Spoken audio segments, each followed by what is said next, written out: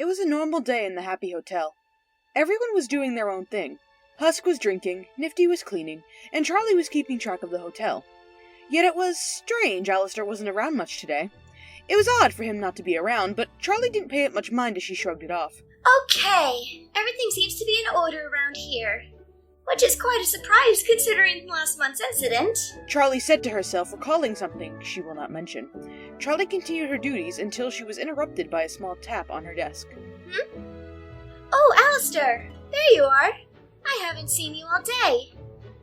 Where have you been? Charlie asked, now looking up at the radio demon. I have been doing what I usually do, but I need to speak to you about certain issues that have been going on recently with me and another guest in our establishment. Alastor said, standing proudly as he spoke. Oh no! Who are you having trouble with? Everyone here has been behaving surprisingly well recently. Charlie tilted her head, curious but concerned. Alastor sighed before speaking. It's Sumatra. He's been quite a problem for me recently. Alastor hesitated to finish a sentence but continued regardless. It isn't Sumatra that is the main problem, it's his tail. It's very destructive. Alastor muttered. What? Sumatra's tail? No, it's not damaging anything or hurting anyone.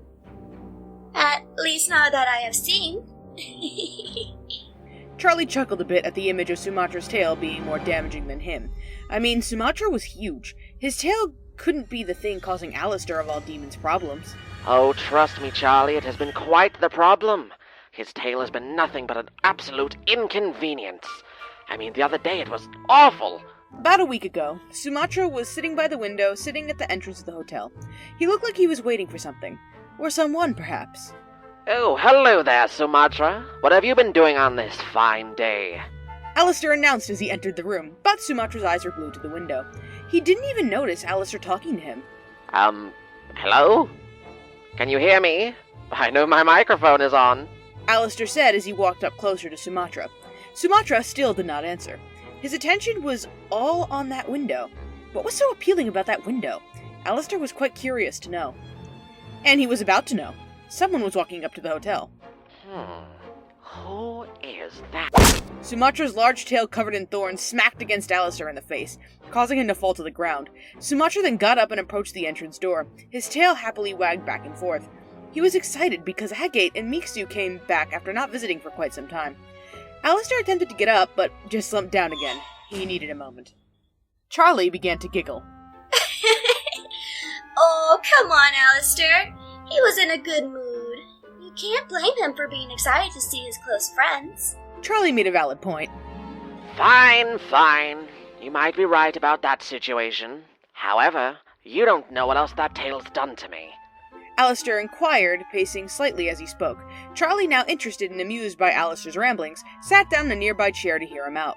All right then. About 3 days ago, another incident occurred. 3 days ago, Sumatra was pacing left and right, looking through a bookshelf in the library. He seemed a bit off, almost as if rage was slowly building up inside him. Alastor, unknowing of this, entered the room and decided to ask what he was up to. He was always curious to see what the plant was doing. What are you doing over here, Sumatra? Before he could finish, Sumatra turned around as his tail smacked Alastor directly in the face once more. Alastor spun around a bit before falling over from being hit. Why aren't these books in alphabetical order? Sumatra yelled out as he began to stomp out of the room, his tail thrashing around in anger. Alastor was so damaged he didn't even bother to try any witty comebacks. He just lied back down. Charlie sat there and thought for a moment. I mean, he is trying to keep his anger in check. He sometimes loses it, but he is getting better.